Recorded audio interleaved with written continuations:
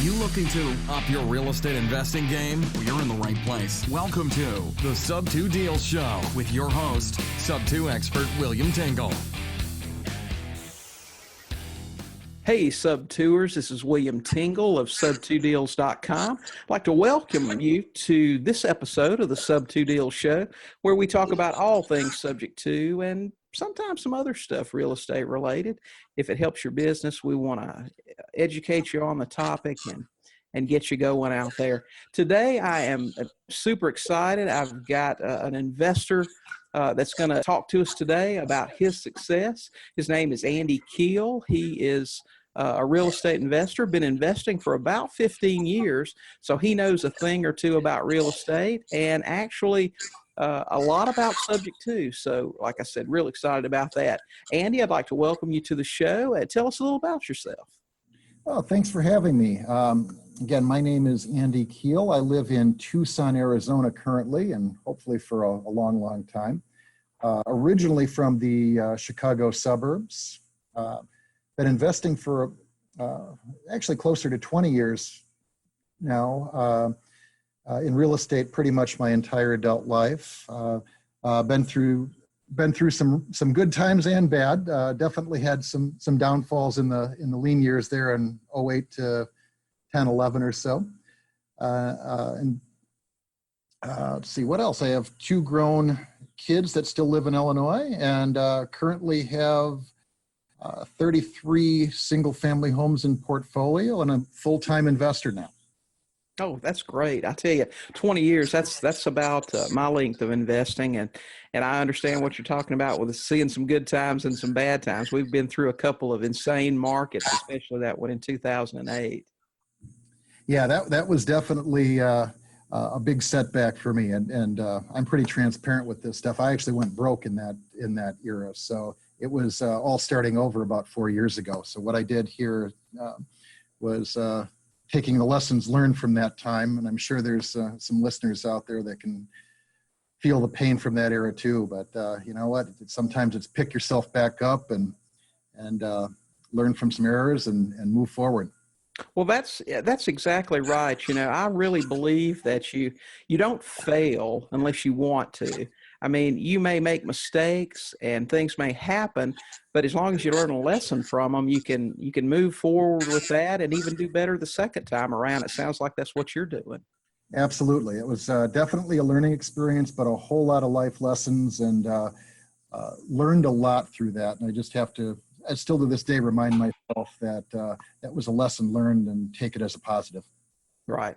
Well, you've been doing this for 20 years now. You live in Arizona. You're from Chicago. Tell me, what got you started investing in real estate? When I was actually quite young, when I just got out of high school, I worked for a printing company, and one of my supervisors was just always walking around talking about real estate and being able to retire early. And it really started piquing my interest at a pretty young age. So he took kind of a mentorship role to me, and I started picking up every book I can find on real estate, which back in that day wasn't a whole lot. It was, I think, Nickerson's book and Bob Allen, maybe a couple of other things that I was able to find at the good old bookstore. I don't even think they had them in the library back then. But started learning everything I could about real estate, and I was hooked pretty young. Yeah, you know, you talk about how there wasn't a whole lot available back then. I was talking to someone the other day about all the tools that investors have available to them now. You know, when I got started, which I guess is pretty close to the time you did, you know, we had a few news groups on the internet and a few books. And I mean, we didn't have anything like Facebook and PropStream and Deal Machine and all these great tools that people have now to get out there and help them. Yeah, it was a different era back then. In some ways, we're spoiled today, but in some ways, we had it better back then too, because we don't have the information overload, and there's so much out there today. You know, so many things are just on the internet, access to the tax assessor's websites and the courthouse stuff. I mean, in a lot of places, you can almost do a title search from your desktop.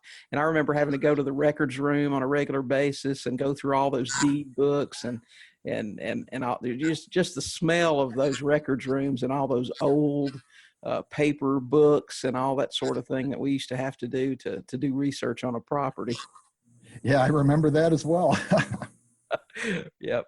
Well, I know you said you started over fairly recently, and you already got a pretty good portfolio. Tell us a little bit about your business model. I mean, I know you buy a lot of stuff subject to, and you sell with seller financing, which is exactly what I do. But tell us a little bit of the detail about your business model.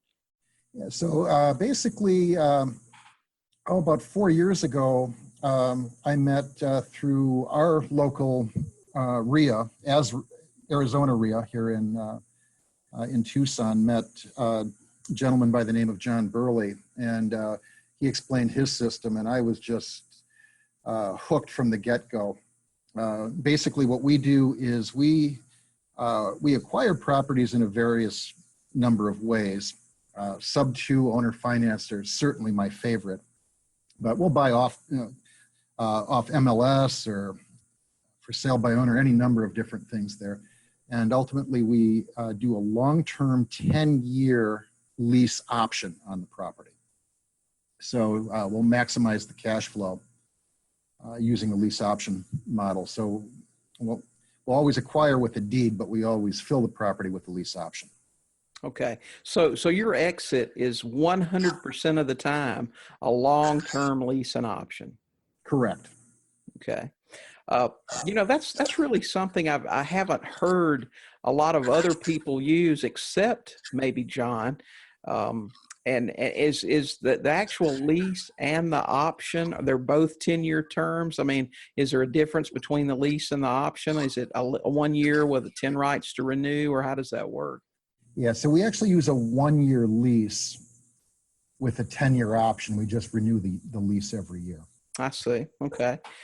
Some people would say that might create a problem as far as as far as the buyer gaining an equitable interest or that sort of thing. How do you handle that sort of thing if it came to it?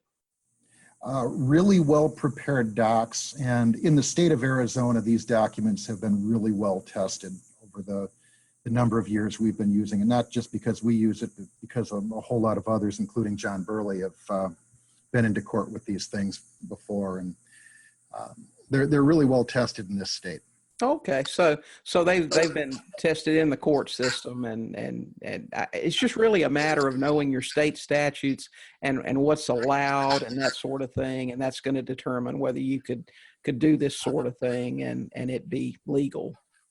Exactly, and different states obviously have different regulations. This lease option model probably wouldn't work so well in a state like Texas, where things are just different. But yeah, it's knowing your own state rules. Right. That's a big problem I see with new investors is they will buy a course. Let's just say, for example, that, Andy, you decided to write a course tomorrow based on your business model, and they'll take it straight out of the box and try to apply it where they live. And it just doesn't work that way. I mean, you have to run these things by someone, either, very experienced investors or an attorney that knows the state laws and make sure it's applicable to where you are. Agreed. That's very important. You need to get with some good professionals and review what you're doing before you get yourself into trouble. Right. So I know that you said you've been using this model for, say, the past 4 years. For people that have been using it longer, and I'm just trying to gain some insight because I'm not very familiar with this. I don't do lease options anymore. I used to do a whole bunch of them way back, but I sort of retooled my business about 9 years ago and changed that. So I don't have a whole lot of experience with it. But for the people that have done it for a really long time, do most of the buyers stick with the program? I mean, they actually take this thing out and then do a final purchase in 10, 12, 15 years? From what I understand with the folks that have been doing this longer, that many of them actually do exercise the option as it gets closer to the time. We've just not been doing it long enough to seen a significant number of folks exercise yet. But I know for a fact that others that have been doing this longer have seen significant numbers exercise. So right. You mentioned you're a member of AZRIA. I know Alan Langston runs that place, and he has a great RIA, probably one of the best in the country. I know when I started my RIA, when I had one in Georgia, I actually flew out. I had spoken for Alan a couple of times, and actually went out and spent a day with him going over the back of the house. He's really got quite a setup there. Anyone that lives in that area should really get a membership in that RIA. Yeah, it's a fantastic RIA, great group of people, great networking opportunities. That actually that RIA started me off on this last round of investing, and I owe them an awful lot for that. Right. And I know Alan. He's a great guy, and he really cares about who he brings in to do teaching. Yes, he does. Yep. So for these types of deals, and you said you've been back in the game about 4 years. You've already got a portfolio of over 30 properties. I mean, so you're out there making some deals. What would you say for the type of business you're doing? What's your best source for leads? Networking has always been the best source of leads for me. I hear all kinds of different methods of advertising and marketing out there. What's just worked out best is, in my case, just network. Through AZRIA, we've gotten various deals. I tend to get a lot from flippers and wholesalers. Flippers especially have been good lately because the deals that won't work for them work wonderful for me. A flipper might look at a sub-2 deal and think it's worthless and pass it along to me if I can get that connection made, because they're able to negotiate on one thing and one thing only, and that's price. I don't care all that much about price if the terms are good. So we get a lot of deals from either wholesalers or flippers, and just that networking aspect helps out a lot. Right. I know that most of the deals that I pick up, and I buy about a dozen houses a year. That's really all we're doing right now. But most of the deals, I do an analysis on that. And right now, our average purchase is at about 91% LTV. And I know a flipper can't do anything with that. Oh, exactly. One of my favorite purchases, if I may, is one we bought about a little over a year ago. And it was a property here in the Tucson market where it was a wholesaler that called me up and said, there's nothing I can do with this property. They're upside down. The realtor that they called in basically said, there's nothing I can do for you. Just let it go into foreclosure. And I was pretty horrified by that, because I went over and took a look, and it was just a very young gentleman that owned the house, recently divorced. He had rented to a couple of his buddies who weren't paying him. So it was him and 2 or 3 buddies that were living there, and kind of looked like a frat house. It wasn't any damage, but just dirty. And ultimately, he was 3 or 4 months behind on the loan. And when I looked at the numbers, he literally was upside down. But I looked at the mortgage statement. I saw it was a VA loan at 3.25%. So I love VAs. He said, yes, I would like to buy this home. We gave him $3,000 of walking money. And lo and behold, when we went to close the property, his ex-wife showed up because she was still on deed. And she mentioned she was thrilled to do this, because had it gone into foreclosure, she was still active military. And her career was effectively over if that house was foreclosed upon. Right. So I'm really proud of that one. We were able to buy a wonderful house, and ultimately we got a payment of $940 a month on this amazing VA loan.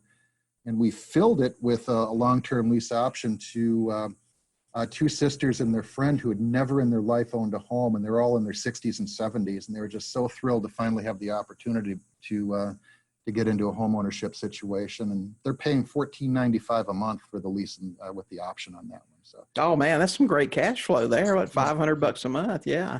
So yeah, I'd love to overpay for a whole bunch more just like that. Every day. Man, that's a great deal. It really is. It just occurred to me when you're talking about the lease options, because, like I said earlier, I purchase and then I immediately sell to someone else.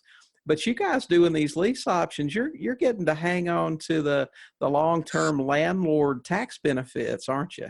Yeah, and there's some amazing benefits, especially after the tax law changes. We can do some really cool stuff with being able to take Section 179 depreciation on personal property with the purchase of a new house. So Right. real quick, on a typical house in our area, we're taking about $20,000 of depreciation upfront year one, if we choose to, and that's pretty amazing. Oh yeah. I that offsets a lot of income, doesn't it? It sure does. That's right. Because, even, if you can just delay taxes, it's always better than paying them now. Exactly. That's right. Well, listen, it sounds like the networking. So you don't do anything like traditional marketing bandit signs or mailings to people or any of that stuff. You don't do any of those things. You really just focus on networking and getting leads from wholesalers and flippers that they can't do anything with. That's pretty much what you do. That's mostly what we do, yes. I do a little bit of the traditional marketing. We still do about a 400-piece mailer about once every month and a half or so to a couple subdivisions. Gotten a fair response from that. I don't think in fact, I know it hasn't actually amounted to any deals. We've been close a couple of times, but as market conditions change, I'm sure that'll change too. But we're in a pretty hot market here in Tucson, so there's a lot of competition, and that the mailers just haven't been working all that great, and the networking has. So I do a lot of for sale by owner type calls and networking with agents too. So any which way you can get yourself in front of people and find situations where you can help them out. So you would definitely advise someone that's getting started or maybe is already started but just doing different things to reach out to some wholesalers and flippers and that sort of thing and try to get their calls. That's definitely worked well for us. It's a great way to get started. Again, networking, you never know where your next deal is going to come from, and it's probably from someone who's looking for a deal just like yours. I mean, everybody's so specific in this type of market. What works for me wouldn't work for the next guy, and vice versa. And we've referred some deals to not wholesalers, but to flippers as well, because I don't want to do a complete rehab. Right. So we've been able to refer some of those deals out, and look, that's just not my specialty. Right. Okay. Well, what about tools in your business? I mean, like we were talking earlier about all these cool things that investors have now to use, different programs and things. Do you use a lot of that stuff, or do you still head down to the courthouse and do it yourself? Or is there anything that you're using that makes your job easier? I'm pretty old school when it comes to all that stuff. Most of our marketing for residents is very grassroots. We'll do signs around the neighborhood, and that's another marketing thing. We'll do a fair amount of door knocking as well, both to find residents and to find properties. But as far as tools go, I think the most sophisticated we get is a little bit of Facebook Marketplace for marketing to fill the homes, and our county website's just fantastic for being able to do research. I wouldn't trade that for the world. But Oh yeah.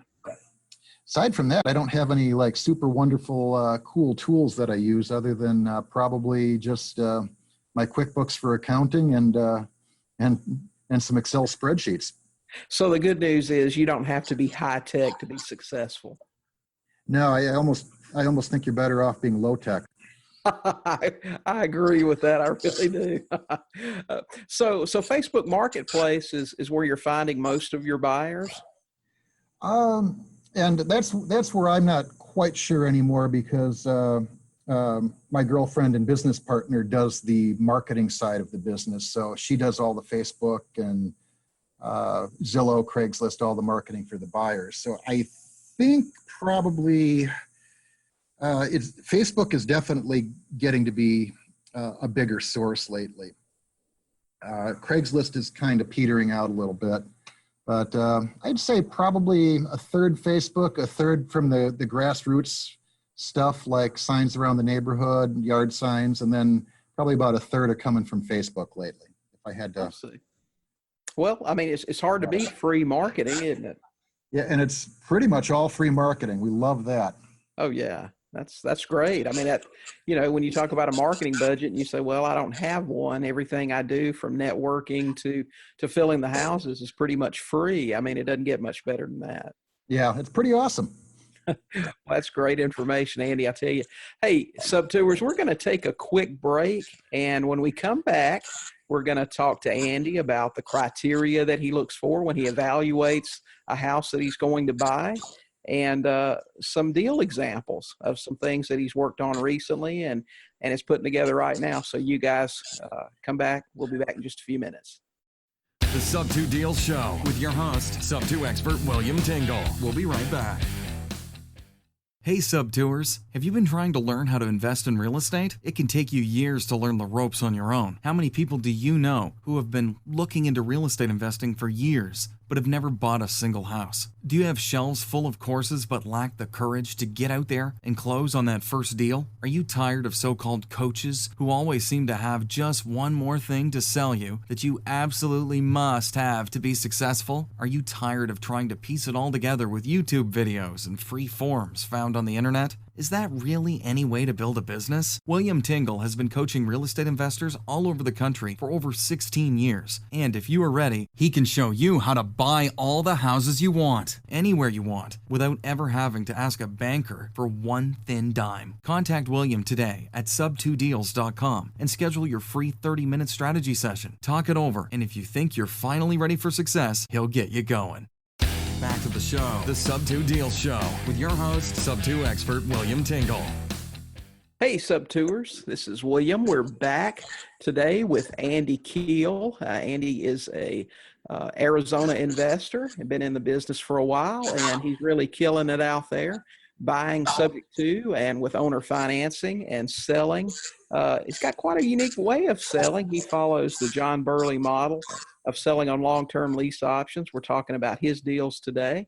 And we were just about to ask Andy about the criteria. I mean, when you go out and you find a potential deal and you're evaluating it, what are you looking for to make a decision? What do you see and say, yes, this is a deal that I want to do?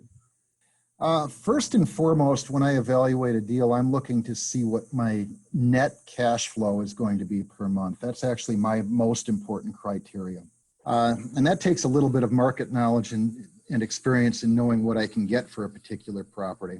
So do you base that on rental rates? Because I know a lot of people will use that as the benchmark. What can you get in rent? Yeah, that's coming more from experience now. With our model, we're actually able to get a fair amount above fair market rents because people are willing to pay more for the rights and the feeling of home ownership. So we often get about 25% or maybe even a smidge more above standard market rents for our properties.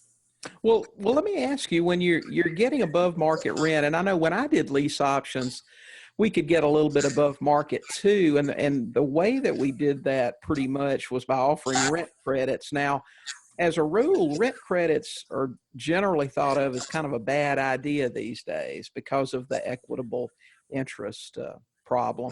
So how do your buyers actually get some sort of credit on a monthly basis to toward a purchase price or toward closing costs?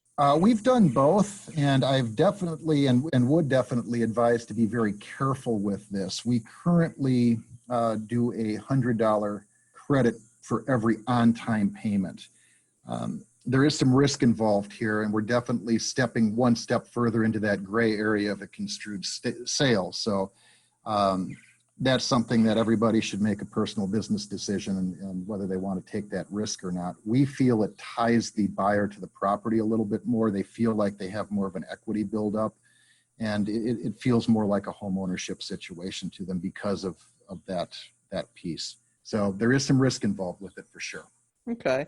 So cash flow is the first thing that you look at when you're evaluating? A lot of times we were able to look at a sub 2 deal. So for example, not too long ago, we found a great sub 2 deal that was, I think, 13 years deep into the loan. And the seller just wanted to walk away from the property, and I think she just asked for like $2,000.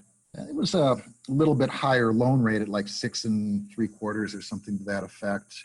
And based on the payments, I knew we could get about $1,295 for the house, and the payment was, I think, about $1,025, something to that effect. So it was a pretty skinny deal for us. Except I'm looking at this loan, and it pays down $500 a month. So Right. That's a game changer. We'll take it. Right. Well, instead of getting it on a monthly basis, I always look at that as my buyer putting money in a bank account for me in the future. Exactly. So there's some other factors involved. Yesterday, I evaluated a deal that I passed on, and kind of a similar situation cash flow wise. It was definitely what I wouldn't consider too nice of a house. It was a VA loan. We could have acquired sub 2. However, it was a $300,000 house, and in our market, that's definitely getting into the A property and on the too nice side of things. So the payment we would have taken over was about $1,800 a month, and we figured we could probably get about $2,150 on this. But I was also a little leery about the length of time it would take to fill. And when you have a $350 or so a month spread on a higher payment like this, I'm thinking, well, if it takes me 3 months to fill it, that's going to take me 18 months worth of cash flow to make up for the payments I have to make. Right. We're going to take a pass on that one. Whereas maybe the cheaper house, one of our other properties that we bought earlier, our payment's $495 a month, but we're getting $1,095 a month income. Exactly. How many months do you have to pay for that? So that's part of the evaluation process too, is the cash flow as a percentage of the monthly payment. Right. I tell my students that all the time. These higher priced homes, maybe overall you could make more money if you get this thing to a refinance down the road, but the risk involved, you need to stick to the price that is the median price in your area. You're going to have a bigger buyer pool. You're going to make better cash flow. It's going to be a lot safer investment for you. Exactly. And I see that a lot of times with new investors too. They either have a tendency of going super, super cheap with the C properties, and those usually turn out to be a nightmare because they're in places nobody wants to live. That's right. And the other side of the coin is they have the idea of, well, this is where I want to live, so that's the kind of property I should buy. Realizing, hey, this ain't about you, it's about your potential resident or your resident and where they want to live and where they can afford to live. Exactly. Know your customer. If you're buying houses that your customer wants, you will sell them. Exactly. Yep, that's right. It's not where you'd want to live. It's not the super nice house. You got to buy with the largest buyer pool, your best chances of getting it filled. I totally agree with that. Well, listen, give us an example of maybe a recent deal that I know you talked about, the VA that you did some time ago where the girl was still in the service. What about something, maybe the last thing that you actually closed on, and how did that work? How did you find it? How did you evaluate it? And how did it work out for you? Now, this one was a lot of fun, kind of a two-parter. One of the homes that we had available, we had an application come in, and very, very well qualified resident. They really, really wanted to get into a home, but this particular one was just a little too small. So we kept the application on file and said, certainly keep an eye out for you.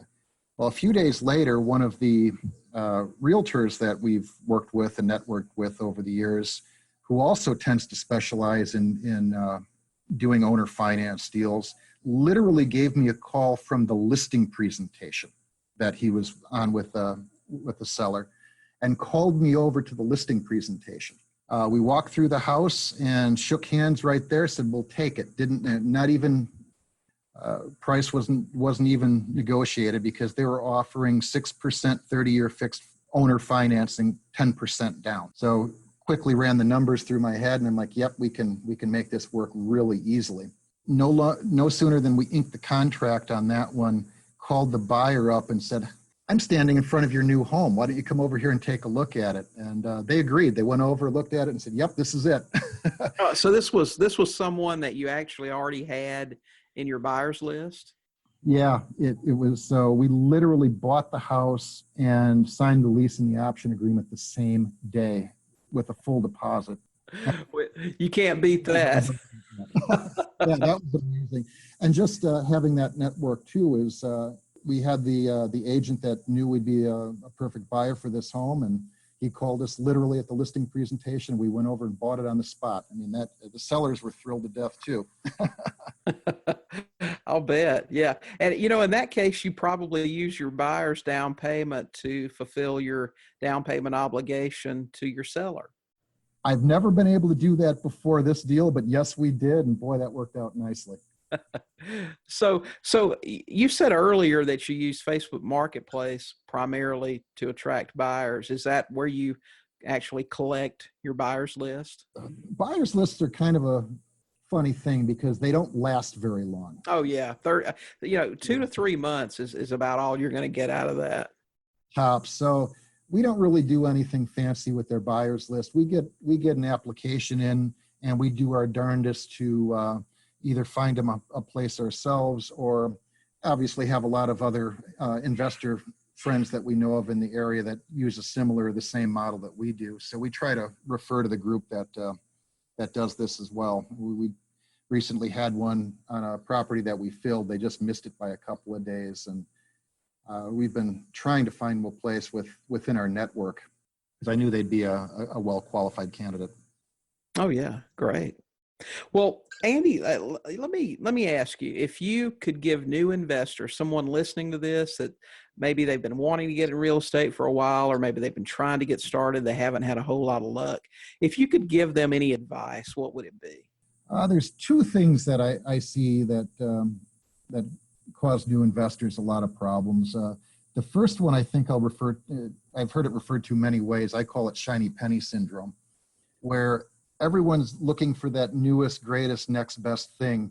They'll go from one program to the next, to the next, to the next, and never actually settle on anything and do any one thing right. So if, almost every program out there has some great merit. Some are obviously better than others, but if you're constantly jumping from one thing to the next, you're never going to be a specialist in one thing and really be good at making money doing one thing. So find your focus, stick with it. First of all. And then, of course, the second one is analysis paralysis. Typically trying to figure out, find the perfect deal from the get-go, and try to make sure you know everything there is to know about real estate and this and that and the other thing, and then you never pull the trigger. That great deal might be right in front of you, and you never pull the trigger because you're so stuck in that analysis mode. And I see a lot of folks that run into that issue as well. I certainly agree. I know I had made a post in the Facebook group actually yesterday about a girl that, she had been on the boards reading as much as she could, and she had learned enough to identify a good deal. The paperwork still really scared her. So she did what she could do. She went out, she found a deal, and she sent me an email and said, "Hey, I need some help with paperwork." So we got together, and I walked her through the process of getting things signed up and whatnot. And she's going to do a great deal because she just took what she knew and she just acted on it instead of waiting until she knew how to do everything perfect. Yeah, that's very important. The first deal I did with my girlfriend and business partner, the first one we did together several years back, we bought a house. It was an estate situation. It was basically grandma had lived there for 50 some odd years and probably hadn't updated the house in every bit as long of time. We did a quick walkthrough before we bought it, but after we closed on it, all the stuff was gone, and we went back through and boy, it wasn't quite the same house anymore. It was just, you could see the outlines of the pictures on the walls, and it was really, really dated and needed a lot of updating. And my partner Cheryl walked into that house, and I saw instantly her lower lip started quivering, and she was holding back tears, and she just looked at me like, "What did we do?" And the fear just set in, but luckily we'd already pulled the trigger. Now, in retrospect, several years later, that home has probably paid for itself. It was just an amazing, amazing, amazing deal. But if we'd got caught up in the fear, or if I had actually let her get caught up in the fear of that one, we never would have pulled the trigger and probably never would have been off to the start that we had on this. So sometimes you just got to take that leap of faith and do it. That's right. You know, sometimes you can't wait until you're not scared to get started. You have to start while you're scared and get over it. Exactly. I agree. Well, Andy, I'll tell you, it sounds like you've got a great business going. It was a real pleasure to talk to you about it today. I think you've given a lot of good advice and good information to new investors that are out there listening. And if you have anything in closing that you'd like to add? Just go out there and do it. This is an amazing, amazing business. I just can't believe, really, what we've been doing here. We kicked into full gear a couple years ago, and it's an amazing life when you have that monthly cash flow and you have control and don't have to go to a job every day. It really is possible. I know sometimes when I first made up my mind that I wanted to replace my job income with the real estate here, it was a difficult thought process to overcome. It's like, gosh, I'll never get there. It seems so far away. But once you get going, it's amazing how quick this can come about and how easy that is to replace that job income and never look back. It's certainly possible. Absolutely, it is. I'll tell you, I look back sometimes now to working 70 plus hours a week and not having much of a life, and real estate really changed all of that for me. And I can't imagine not buying houses. Yeah, me neither. It's amazing fun, and just the number of people you can help in the meantime is very gratifying. Yep, I agree. Okay, Andy, thanks so much. Subtours, there you have it. If you're working in your market, you're trying to get started, a few key takeaways from this thing. Take actions, number one. If you have a local AZRIA, join it. You're going to make a lot of contacts there, a lot of people that can help you learn how to do certain things, a lot of contacts where you can get leads for your business. Don't overlook AZRIA. You know, it's usually a once a month meeting. You know, sometimes they have some subgroups that meet more often, but it's a very, very low cost education for you. So we thank everyone for listening today, and get out there and buy some houses. Thanks so much for listening to this episode of the Sub2 Deals Show with William Tingle. If you enjoyed today's episode, please leave a review and subscribe. And for more great content and to stay up to date, visit sub2deals.com, on Facebook at Sub2 Deals. We'll catch you next time.